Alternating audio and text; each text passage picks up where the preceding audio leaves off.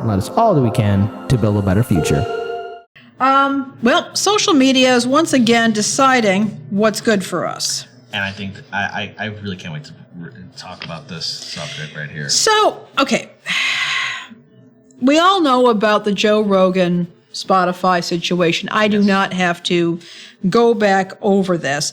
But what has been happening, it turns out, is finally social media companies are coming clean and say, yeah, they have been deliberately shadow banning or restricting the reach of certain content.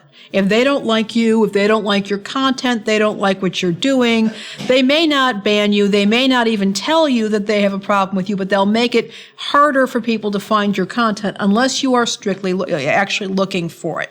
So Spotify is now coming out and saying the exact same thing. And this is not about me taking Joe Rogan's side on any particular issue. My issue is that I think we need to be, and I'm not even necessarily saying that I think that Spotify shouldn't do what it's doing, in the sense they're a private company and they can do what they want. What I am asking for is transparency as to their processes with their content creators and to their listeners.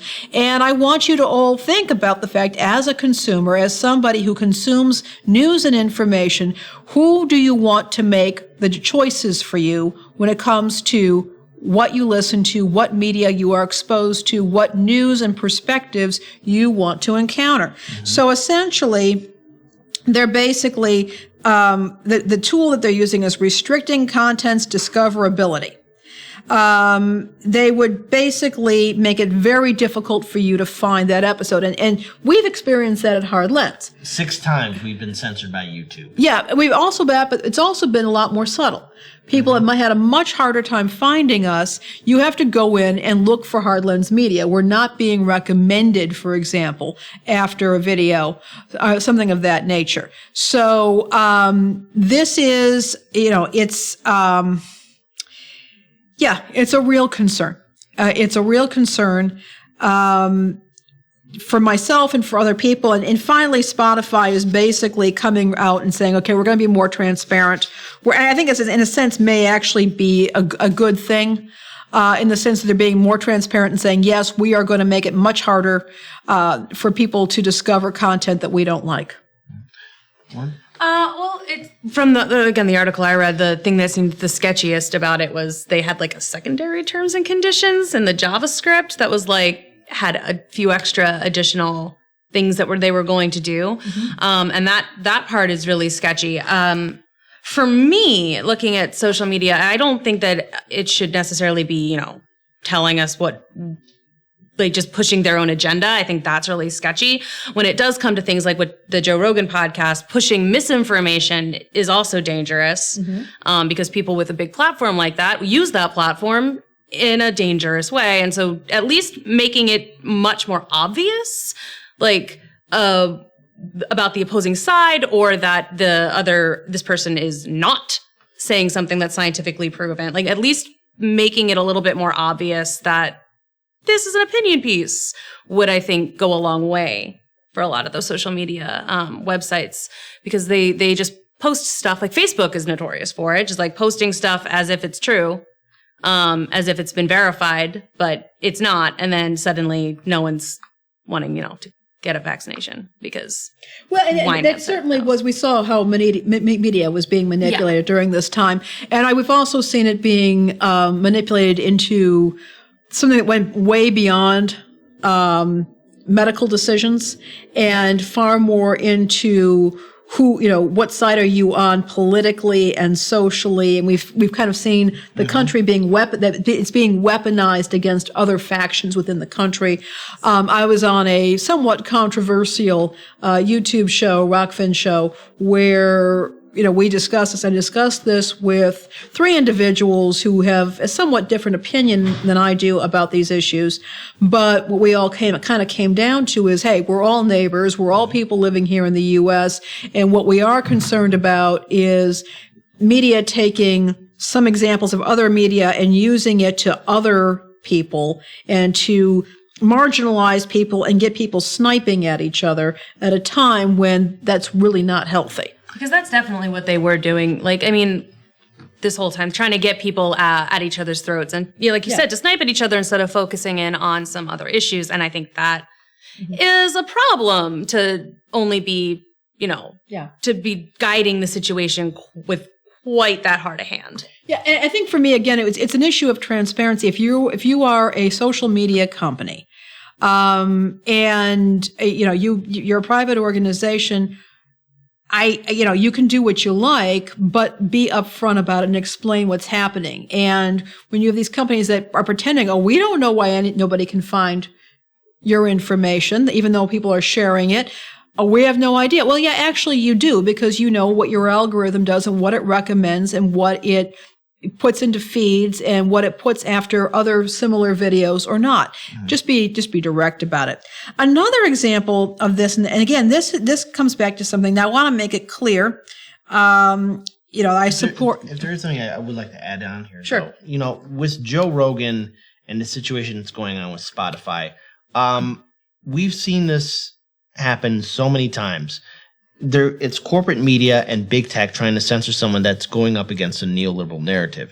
And if you want to have a successful show on any kind of social media platform or even in traditional media, you got to be engaging, have engaging guests on your show.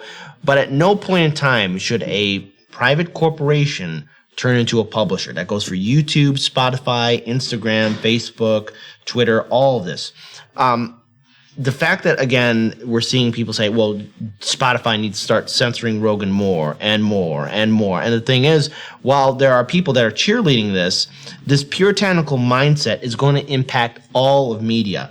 The reason why we're making this big change, especially for Heartlands Media in May, is because I am tired of playing by YouTube's rules. So for the first half hour of the show, it's going to be on YouTube, and the rest of the stream is going to be on Rockfin and Odyssey, because at least on the Rockfin and Odyssey platforms, I don't have to worry about being censored about covering controversial stories that corporate media either fails to report on or gives their neoliberal bias on. 6 times we have been hit hard. 6 times we have barely even been able to really recover from the shadow bans and the strikes that we've gotten. And while we are slowly getting back on our feet, those 6 unfair strikes that we got, and we were able to appeal them thankfully to the team here, but also to our wonderful audience, it has hindered us from us actually doing field reporting and so much more. It has hindered us in the ability to take care of our team. So when I say, hey, Patreons, thank you for supporting our show and building us up, I mean, you're keeping us alive. At one point, YouTube was a meritocracy. At one point, Spotify was a meritocracy.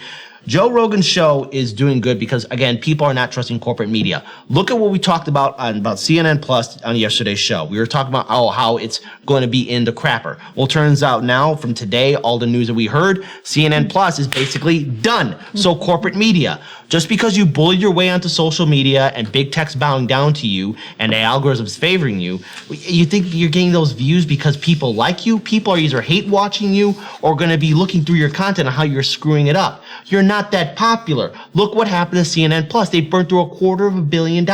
You had these same pundits on CNN who were smearing Joe Rogan.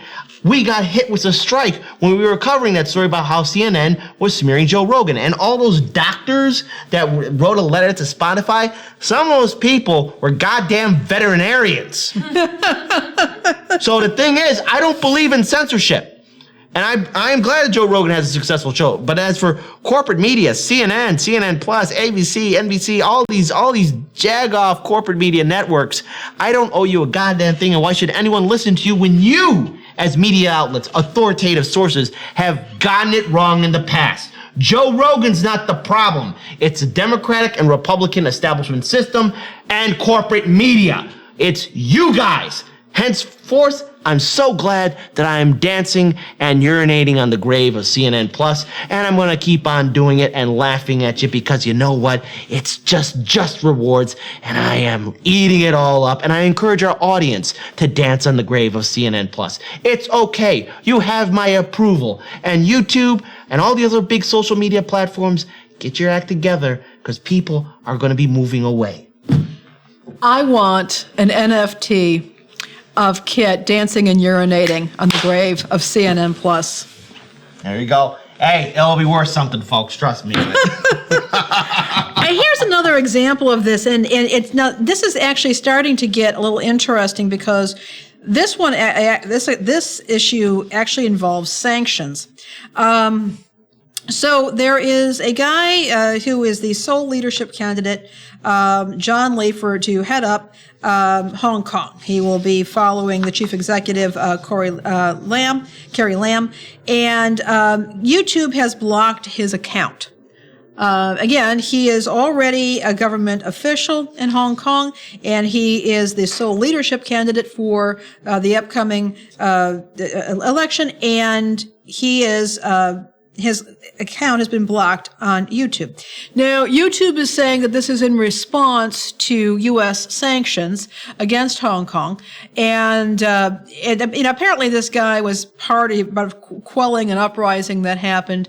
He's unpopular in many ways, but YouTube is saying, well, this is because that's how we are interpreting U.S. sanctions against Hong Kong at this point, Hong Kong's leadership.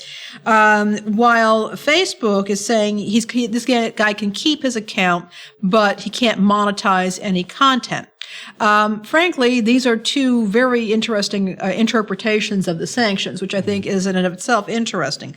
But I want to point out that it really concerns me when you have legitimate electoral government officials who are being blocked on social media and are unable to communicate, to express their views.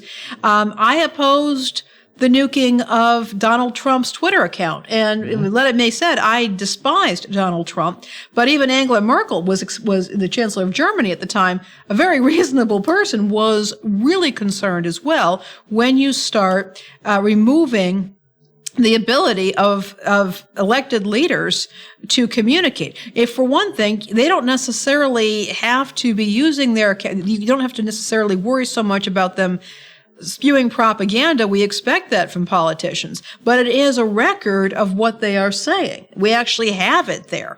It is something, it's a record, it's an archive, it can be debated, it can be disputed, it can be used against them if we ever have to do so.